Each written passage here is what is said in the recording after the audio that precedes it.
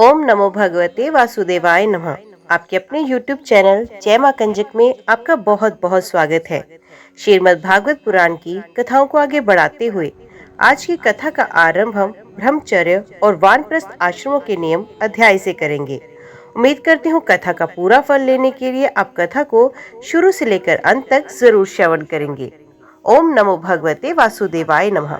नारद जी कहते हैं, धर्मराज, गुरुकुल में निवास करने वाला ब्रह्मचारी अपनी इंद्रियों को वश में रखकर दास के समान अपने को छोटा माने, गुरुदेव के चरणों में से दृढ़ अनुराग रखे और उनके हित के कार्य करता रहे। सायंकाल और प्रातःकाल गुरु अग्नि, सूर्य और श्रेष्ठ देवताओं की उपासना करे और मौन होकर एकाग्रता से गायत्री का जाप करता हुआ दोनों समय की संध्याएं करे।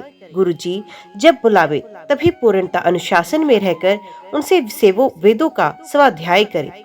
पाठ के प्रारंभ और अंत में उनके चरणों में सर टेककर प्रणाम करे। शास्त्र की आज्ञा के अनुसार मेखला, मृगचर्म, वस्त्र, जटा, दंड, कमंडलू, यज्ञोपवीत तथा हाथ में कुश धारण करे।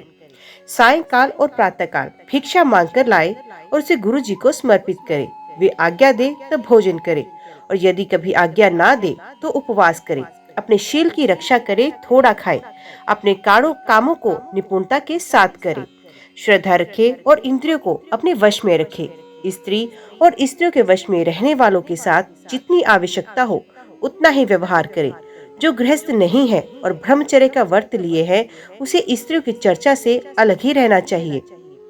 इंद्रियां बड़ी बलवान हैं। ये प्रयत्न पूर्वक साधन करने वालों के मन को भी शुद्ध करके खींच लेती हैं। युवक, ब्रह्मचारी युवती गुरु पत्नियों से बाल सुलझवाना, शरीर मलवाना, स्नान करवाना, उपटन लगवाना इत्यादि कार्य ना कराए। स्त्रियां आग के समान है और पुरुष घी के घड़े के समान। एकांत में अपनी कन्या के साथ भी नहीं रहना चाहिए। जब वे एकांत में ना हो तब भी आवश्यकता के अनुसार ही उसके पास रहना चाहिए। जब तक ये जीव आत्म साक्षात्कार के द्वारा इन देह और इंद्रियों को प्रीति मात्र निश्चय करके स्वतंत्र नहीं हो जाता, तब तक मैं पुरुष हूँ और ये स्त्री है, ये द्वैत नहीं मिटता। और तब तक ये भी निश्चित है कि ऐसे पुरुष यदि स्त्री के संसर्ग में रहेंगे तो उनमें भोग्य बुद्धि हो ही जाएगी। ये सब शील रक्षादि गृहस्थ के लिए और सन्यासी के लिए भी विहित है। गृहस्थ के लिए गुरुकुल में रहकर गुरु की सेवा शुश्रूषा वैकल्पिक है, क्योंकि ऋतुगमन के कारण उसे वहां से अलग ही भी होना पड़ता है। जो ब्रह्मचर्य का व्रत धारण करे उन्हें चाहिए कि वे सूरमा या तेल ना लगाए, उपटम ना मलगाए, स्त्रियों के चित्र ना बनाए, मांस या मध्य से कोई संबंध ना रखें, फूलों के हार, इत्र, फुले, चंदन और आभूषणों का त्याग करें। इस प्रकार गुरुकुल में निवास करके द्विजाति को अपनी शक्ति और आवश्यकता के अनुसार वेद, उनके अंग शिक्षा, कल्प आदि उपनिषदों का अध्ययन तथा ज्ञान प्राप्त करना चाहिए। फिर यदि सामर्थ्य हो तो गुरु को मुंह मांगी दक्षिणा देनी चाहिए। इसके बाद उनकी आज्ञा से गृहस्थ, वानप्रस्थ अथवा संन्यास आश्रम में प्रवेश करे या आजीवन ब्रह्मचर्य का पालन करते हुए उसी आश्रम में रहे। यद्यपि भगवान सर्वसूक्त सर्वत्र एक रस स्थित है, अतएव उनका कहीं प्रवेश करना या निकलना नहीं हो सकता। फिर भी अग्नि, गुरु, आत्मा और समस्त प्राणियों में अपने आश्रित जीवों के साथ वे विशेष रूप से विराजमान है, इसलिए उन पर सदा दृष्टि जमी रहनी चाहिए। इस प्रकार आचरण करने वाला ब्रह्मचारी, वानप्रस्थ, सन्यासी अथवा गृहस्थ विज्ञान संपन्न होकर परब्रह्म तत्व का अनुभव प्राप्त करता है। अब मैं ऋषियों के मतानुसार वानप्रस्थ आश्रम के नियम बताता हूँ। इनका आचरण करने से वानप्रस्थ आश्रम को अनायास ही ऋषियों के लोक महलोक की प्राप्ति हो जाती है। वानप्रस्थ आश्रमी को जोती हुई भूमि में उत्पन्न होने वाले चावल, गेहूं आदि अन्न नहीं खाने चाहिए। बिना जोते पैदा हुआ अन्न भी यदि असमय पका हो तो भी नहीं खाना चाहिए। आग से पकाया हुआ कच्चा अन्न भी ना खाए।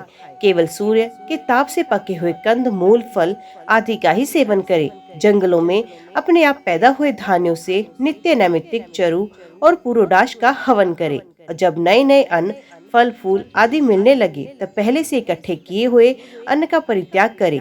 अग्निहोत्र के अग्नि की रक्षा के लिए ही घर, पर्णकुटी अथवा पहाड़ की गुफा का आश्रय ले। स्वयं शीत, वायु, अग्नि, वर्षा और घाम को सहन करे। सर पर जटा धारण करे और केश, रोम, नख एवं दाढ़ी मूछ ना कटाए।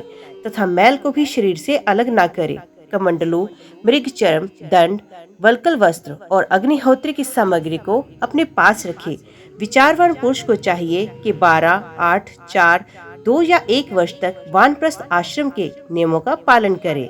ध्यान रहे कहीं अधिक तपस्या का क्लेश सहन करने से बुद्धि बिगड़ न जाए। वानप्रस्थी पुरुष जब रोग अथवा बुढ़ापे के कारण अपने कर्म पूरे ना कर सके और वेदांत विचार करने की भी सामर्थ्य ना रहे, तब उसे अनशन आदि व्रत करने चाहिए। अनशन के पूर्व ही वे अपने आहवन्य आदि अग्नियों को अपनी आत्मा में लीन कर ले।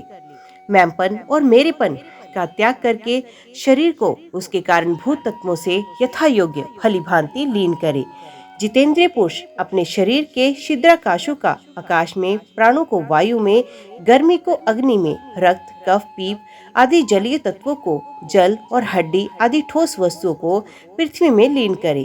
इसी प्रकार वाणी और उसके कर्म भाषण को उसके अधिष्ठात्र देवता अग्निदेव, हाथ और उसके द्वारा होने वाले कला कौशल को इंद्र में, चरण और उसकी गति को काल स्वरूप विष्णु में, रति और उपसत को प्रजापति में एवं पायु और मलोत्सर्ग को उनके आश्रय के अनुसार मृत्यु में लीन कर दे। श्रोत और उसके द्वारा सुने जाने वाले शब्द को दिशाओं में, स्पर्श और त्वचा को वायु में, नेत्र सहित रूप को ज्योति में, मधुर और आदि रस के सहित रसनेन्द्रिय को जल में और युधिष्ठिर घ्राणेन्द्रिय एवं उसके द्वारा सूंघे जाने वाले गंध को पृथ्वी में लीन कर दे। मनोरथों के साथ मन को चंद्रमा में, समझ में आने वाले पदार्थों के सहित बुद्धि को ब्रह्मा में तथा अहंता और ममता रूप क्रिया करने वाले अहंकार को उसके कर्मों के साथ रुद्र में लीन कर दे। इसी प्रकार चेतना सहित चित्त को जीव में और गुणों के कारण विकारी से प्रतीत होने वाले जीव को पर ब्रह्म में लीन कर दे। साथ ही पृथ्वी का जल में, जल का अग्नि में, अग्नि का वायु में, वायु का आकाश में, आकाश का अहंकार में, अहंकार का महतत्व में, महतत्व का अव्यक्त में और अव्यक्त का अविनाशी परमात्मा में लय कर दे। इस प्रकार अविनाशी परमात्मा के रूप में अवशिष्ट जो चित वस्तु है वे आत्मा है, वे मैं हूँ, ये जानकर अद्वितीय भाव में स्थित हो जाए। जैसे अपने आश्रय काशादी को भस्म हो जाने पर अग्नि शांत होकर अपने स्वरूप में स्थित हो जाता है, वैसे ही वे भी उपरुक्त हो जाता है। धर्मराज, यदि वानप्रस्थी में ब्रह्म विचार का सामर्थ्य हो तो शरीर के अतिरिक्त और सब कुछ छोड़कर वे संन्यास ले ले तथा किसी भी व्यक्ति, वस्तु, स्थान और समय की अपेक्षा ना रखकर एक गांव में एक ही रात ठहरने का नियम लेकर पृथ्वी पर विचरण करे। यदि वे वस्त्र पहने तो केवल कौपीन जिस उसके गुप्त अंग ढक जाए और जब तक कोई आपत्ति न आवे तब तक दंड तथा अपने आश्रम के चिन्हों के सिवा अपनी त्यागी हुई किसी भी वस्तु को ग्रहण न करे। सन्यासी को चाहिए कि वे समस्त प्राणियों का हितैषी हो, शांत रहे, भगवत परायण रहे और किसी का आश्रय न लेकर अपने आप में ही रमे एवं अकेले ही विचरे।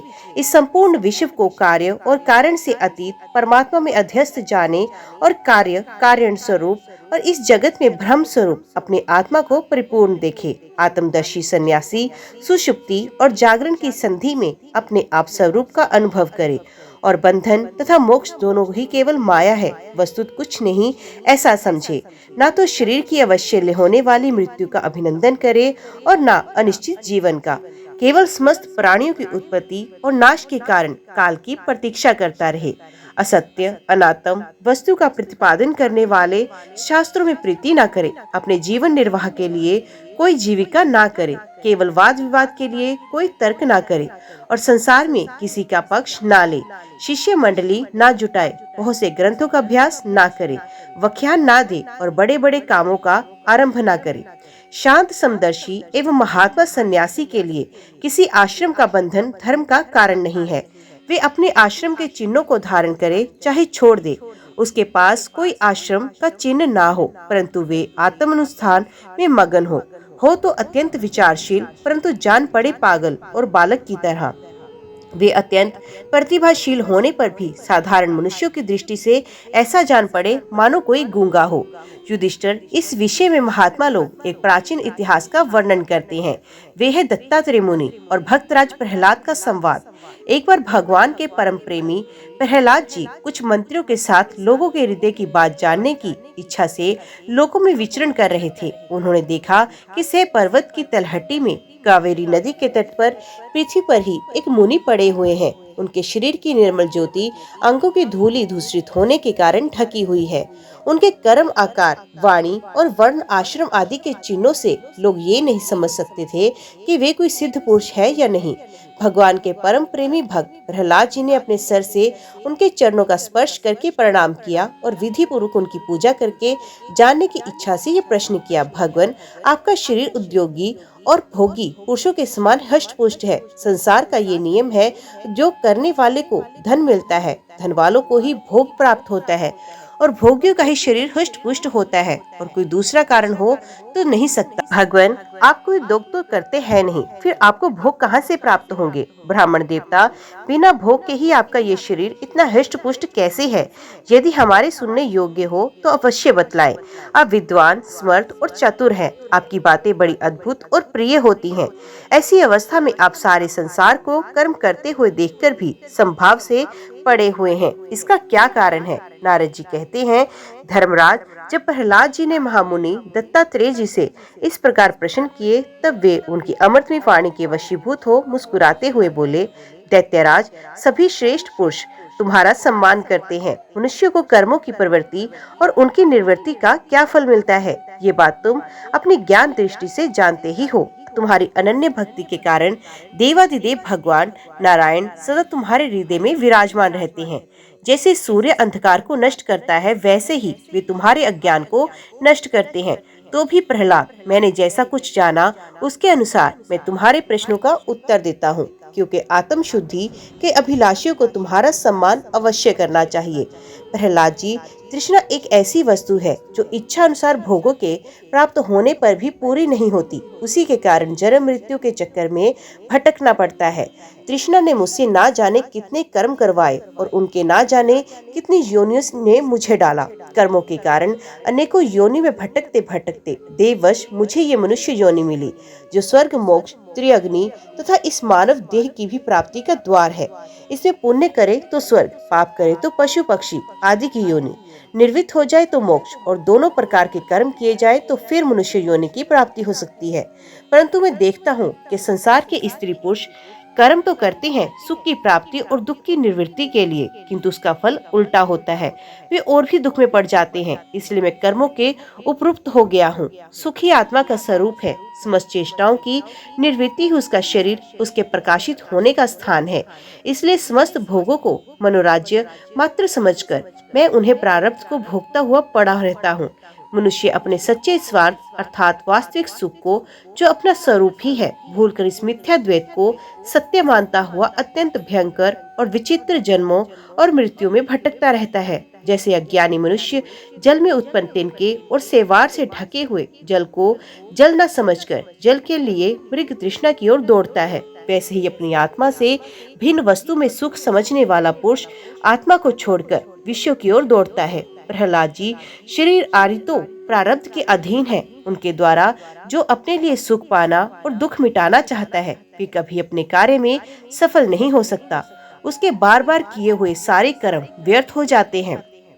मनुष्य सर्वदा शारीरिक, मानसिक आदि दुखों से आक्रांत ही रहता है। मरणशील तो है ही। यदि उसने बड़े श्रम और कष्ट से कुछ धन और भोग प्राप्त कर भी लिया तो क्या लाभ? लोभी और इंद्रियों के वश में रहने वाले धनियों का दुख तो मैं देखता ही रहता हूँ। भय के मारे उन्हें नींद नहीं आती।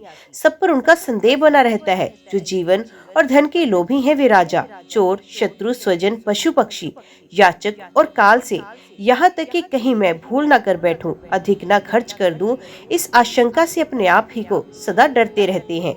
इसलिए बुद्धिमान पुरुष को चाहिए कि जिसके कारण शोक, मोह, भय, क्रोध, राग, कायरता और जीवन की सप्राह का त्याग कर दे। इस लोक में मेरे सबसे बड़े गुरु हैं अजगर और मधुमक्खी। उनकी शिक्षा से हमें वैराग्य और संतोष की प्राप्ति हुई है। मधुमक्खी जैसे मधु इकट्ठा करती है, वैसे ही लोग बड़े कष्ट से धन संचय करते हैं, परंतु दूसरा ही कोई धन राशि के स्वामी को मारकर उसे छीन लेता है। इससे मैंने ये शिक्षा ग्रहण की कि विषय भोगों से विरक्त ही रहना चाहिए। मैं अजगर के समान निश्चेष्ट पड़ा रहता हूँ और देववश जो कुछ मिल जाता है उसी में संतुष्ट रहता हूँ, और यदि कुछ नहीं मिलता तो बहुत दिनों तक धैर्य धारण कर यूं ही पड़ा रहता हूँ। कभी थोड़ा अन्न खा लेता हूँ तो कभी बहुत, कभी स्वादिष्ट तो कभी नीरस बेस्वाद, और कभी अनेकों गुणों से युक्त तो कभी सर्वथा गुणहीन। कभी बड़ी श्रद्धा से प्राप्त हुआ अन्न खाता हूँ तो कभी अपमान के साथ, और किसी किसी समय अपने आप ही मिल जाने पर कभी दिन में कभी रात में, और कभी एक बार भोजन करके फिर दोबारा कर लेता हूँ। मैं अपने प्रारब्ध के भोग में ही संतुष्ट रहता हूँ। इसलिए मुझे रेशमी या सूती, मृगचर्म या चीर, वलकल या कुछ जैसा भी वस्त्र मिल जाता है वैसा ही पहन लेता हूँ। कभी मैं पृथ्वी, घास, पत्ते, पत्थर या राख के ढेर पर ही पड़ा रहता हूँ तो कभी दूसरों की इच्छा से महलों में पलंगों और गद्दों पर सो लेता हूँ। दैत्यराज, कभी नहा धोकर शरीर में चंदन लगाकर सुंदर वस्त्र, फूलों के हार और गहने पहन रथ, हाथी और घोड़े पर चढ़कर चलता हूँ तो कभी पिशाच के समान बिल्कुल नंग धड़ंग विचरता हूँ। मनुष्यों के स्वभाव खिन्न भिन्न होते हैं, अतः ना तो मैं किसी की निंदा करता हूँ और ना ही स्तुति। मैं केवल इनका परम कल्याण और परमात्मा से एकता चाहता हूँ। सत्य का अनुसंधान करने वाले मनुष्य को चाहिए कि जो नाना प्रकार के पदार्थ और उनके भेद विभोद मालूम पड़ रहे हैं उनको चित्तवृत्ति में हवन कर दे। चित्तवृत्ति को इन पदार्थों के संबंध में विविध भ्रम उत्पन्न करने वाले मन को सात्विक अहंकार में और सात्विक अहंकार को महतत्व के द्वारा माया में हवन कर दे। इस प्रकार ये भेद विभेद और उनका कारण माया ही है ऐसा निश्चय करके फिर उस माया को आत्मानुभूति में स्वाहा कर दे। इस प्रकार आत्म साक्षात्कार के द्वारा आत्म स्वरूप में स्थित होकर निष्क्रिय एवं उपरूत हो जाए। प्रहलाद जी, मेरी ये आत्म कथा अत्यंत गुप्त एवं लोक और शास्त्र में परे की वस्तु है। तुम भगवान के अत्यंत प्रेमी हो, इसलिए मैंने तुम्हारे प्रति इसका वर्णन किया है। नारद जी कहते हैं, महाराज प्रहलाद जी ने दत्तात्रेय मुनि से परमहंसों के इस धर्म का श्रवण करके उनकी पूजा की और फिर उनसे विदा लेकर बड़ी प्रसन्नता से अपनी राजधानी के लिए प्रस्थान किया। राजा युधिष्ठिर ने पूछा, देवऋषि नारद, मेरे जैसा गृहस्थ बिना विशेष परिश्रम के इस पद को किस साधन से प्राप्त कर सकता है? आप कृपा करके मुझे बताएं। नारद जी ने कहा, युधिष्ठिर, मनुष्य गृहस्थ आश्रम में रहे और गृहस्थ धर्म के अनुसार सब काम करे, परंतु उन्हें भगवान के प्रति समर्पित कर दे और बड़े बड़े संत महात्माओं की सेवा भी करे। अवकाश के अनुसार विरक्त पुरुषों में निवास करे और बार बार श्रद्धा पूर्वक भगवान के अवतारों की लीला सुधा का पान करता रहे। जैसे स्वप्न टूट जाने पर मनुष्य स्वप्न के संबंधियों में आसक्त नहीं रहता, वैसे ही ज्यों ज्यों सत्संग के द्वारा बुद्धि शुद्ध हो त्यों ही त्यों शरीर, स्त्री, पुत्र, धन आदि की आसक्ति स्वयं छोड़ना चले, क्योंकि एक न एक दिन ये छूटने वाले ही हैं। बुद्धिमान पुरुष को आवश्यकता के अनुसार ही घर और शरीर की सेवा करनी चाहिए, अधिक नहीं। भीतर से विरक्त रहे और बाहर से रागी के समान लोगों में साधारण मनुष्यों जैसा ही व्यवहार करे। माता पिता, भाई बंधु, पुत्र मित्र, जाति वाले और दूसरे जो कुछ कहे हैं अथवा जो कुछ चाहे, भीतर से ममता ना रखकर उनका अनुमोदन कर दे। बुद्धिमान पुरुष वर्षा आदि के द्वारा होने वाले अन्न आदि, पृथ्वी से उत्पन्न होने वाले स्वर्ण आदि, अकस्मात प्राप्त होने वाले द्रव्य आदि तथा और सब प्रकार के धन भगवान के ही दिए हुए हैं ऐसा समझकर प्रारब्ध के अनुसार उनका उपभोग करता हुआ संचय न करे। उन्हें पूर्वोक्त साधु सेवा आदि कर्मों में लगा दे। मनुष्य का अधिकार केवल उतने ही धन पर है जितने से उनकी भूख मिट जाए। इससे अधिक संपत्ति को जो अपनी मानता है वे चोर है, उसे दंड मिलना चाहिए। हरिण, ऊंट, गधा, बंदर, चूहा, श्री सर्प, पक्षी और मक्खी आदि को अपने पुत्र के समान ही समझे। उनमें और पुत्रों में अंतर ही कितना है। गृहस्थ मनुष्यों को भी धर्म, अर्थ और काम के लिए बहुत कष्ट नहीं उठाना चाहिए, बल्कि देश काल और प्रारब्ध के अनुसार जो कुछ मिल जाए उसी से संतोष करना चाहिए। अपनी समस्त भोग सामग्रियों को कुत्ते, पतित, चांडाल पर्यंत सब प्राणियों को यथा योग्य बांटकर ही अपने काम में लाना चाहिए। और तो क्या, अपनी स्त्री को भी जिसे मनुष्य समझता है ये मेरी है, अतिथि आदि की निर्देश सेवा में नियुक्त रखे। लोग स्त्री के लिए अपने प्राण तक दे डालते हैं, यहाँ तक कि अपने माँ बाप और गुरु को भी मार डालते हैं। उस स्त्री पर जिसने अपनी ममता हटा ली, उसने स्वयं नित्य विजय भगवान पर भी विजय प्राप्त की। ये शरीर अंत में कीड़े, विष्ठा या राख की ढेरी होकर रहेगा। कहाँ से ये तुच्छ शरीर और इसके लिए जिसमें आसक्ति होती है, वे स्त्री, और कहाँ अपनी महिमा से आकाश को भी ढक रखने वाला अनंत आत्मा। गृहस्थ को चाहिए कि प्रारब्ध से प्राप्त और पंच यज्ञ आदि से बचे हुए अन्न से ही अपना जीवन निर्वाह करे। जो बुद्धिमान पुरुष इसके सिवा और किसी वस्तु में स्वतः नहीं रहते, उन्हें संतों का पद प्राप्त होता है। अपनी वर्ण श्रम वेहद वृत्ति के द्वारा प्राप्त सामग्रियों से प्रतिदिन देवता, ऋषि, मनुष्य, भूत और पितृगण का तथा अपने आत्मा का पूजन करना चाहिए। ये एक ही परमेश्वर की भिन्न भिन्न रूपों में आराधना है।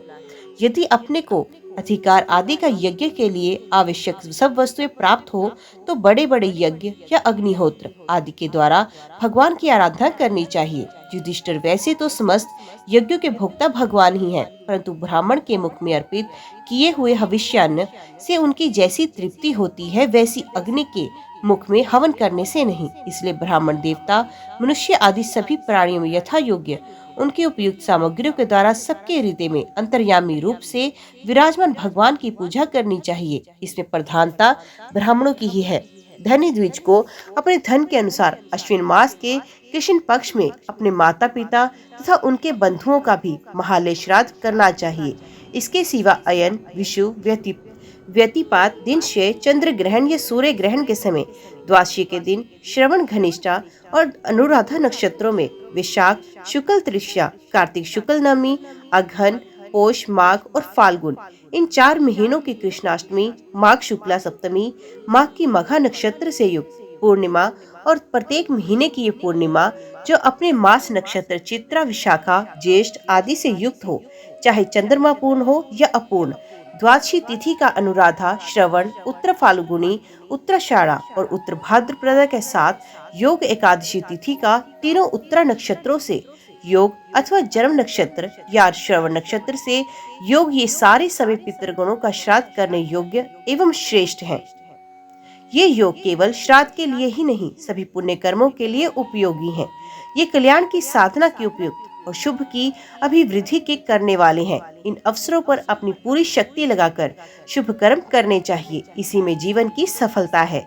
इन शुभ संयोगों में जो स्नान, जप, होम, व्रत तथा देवता और ब्राह्मणों की पूजा की जाती है, अथवा जो कुछ देवता, पितृ, मनुष्य एवं प्राणियों को समर्पित किया जाता है, उसका फल अक्षय होता है। युधिष्ठिर, इसी प्रकार स्त्री के पुंसवन आदि, संतान के जात कर्मादि तथा अपने यज्ञ, दीक्षा आदि संस्कारों के समय, शवदाह के दिन या वार्षिक श्राद्ध के उपलक्ष्य में अथवा अन्य मांगलिक कर्मों में दान आदि शुभ कर्म करने चाहिए। युधिष्ठिर, अब मैं उन स्थानों का वर्णन करता हूँ जो धर्म आदि श्रेय की प्राप्ति कराने वाला है।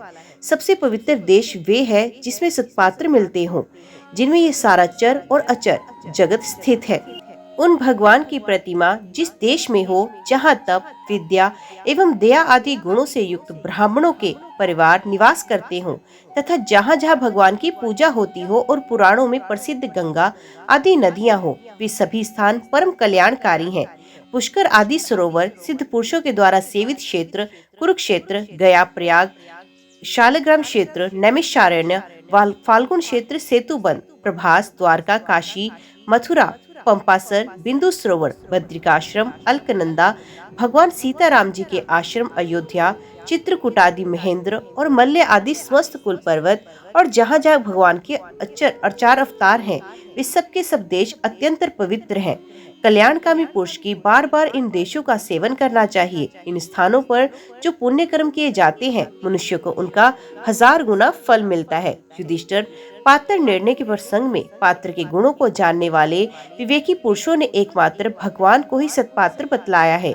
ये चराचर जगत उन्हीं का स्वरूप है। अभी तुम्हारे इस यज्ञ की ही बात क्या, देवता, ऋषि, सिद्ध और सनकादिकों के रहने पर भी अग्र पूजा के लिए भगवान श्री कृष्ण को ही पात्र समझा गया। असंख्य जीवों से भरपूर इस ब्राह्मण रूप महावृक्ष के एकमात्र मूल भगवान श्री कृष्ण ही हैं।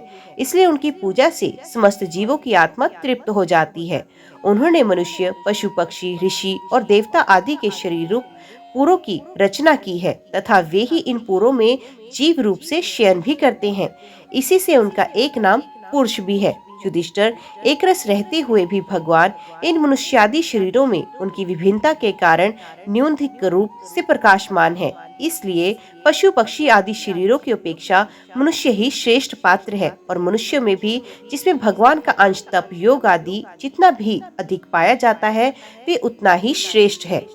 युधिष्ठिर त्रेता आदि युगों में जब विद्वानों ने देखा कि मनुष्य परस्पर एक दूसरे का अपमान आदि करते हैं, तब उन लोगों ने उपासना की सिद्धि के लिए भगवान की प्रतिमा की प्रतिष्ठा की। तभी से कितने ही लोग बड़ी श्रद्धा और सामग्री से प्रतिमा में ही भगवान की पूजा करते हैं, परंतु जो मनुष्य से द्वेष करते हैं उन्हें प्रतिमा की उपासना करने पर भी सिद्धि नहीं मिल सकती। युधिष्ठिर, मनुष्यों में भी ब्राह्मण विशेष पात्र माना गया है, क्योंकि वे अपनी तपस्या, विद्या और संतोष आदि गुणों से भगवान के वेद रूप शरीर को धारण करता है। महाराज, हमारी और तुम्हारी तो बात ही क्या, ये जो सर्वात्मा भगवान श्री कृष्ण है, इनके भी इष्ट देव ब्राह्मण ही हैं, क्योंकि उनके चरणों की धूल से तीनों लोग पवित्र होते रहते हैं। ओम नमो भगवते वासुदेवाय नमः। आज की वीडियो में इतना ही। उम्मीद करती हूँ वीडियो आपको पसंद आई होगी। वीडियो पसंद आई हो तो वीडियो को लाइक और चैनल को सब्सक्राइब जरूर कीजिएगा। जय श्री हरि लिखकर कमेंट बॉक्स में अपनी हाजिरी और अपने सुझाव देना ना भूलिएगा। तो मिलते हैं अगले अध्याय के साथ। तब तक के लिए देखते व सुनते रहिए। जय मां कंजक, जय माता दी।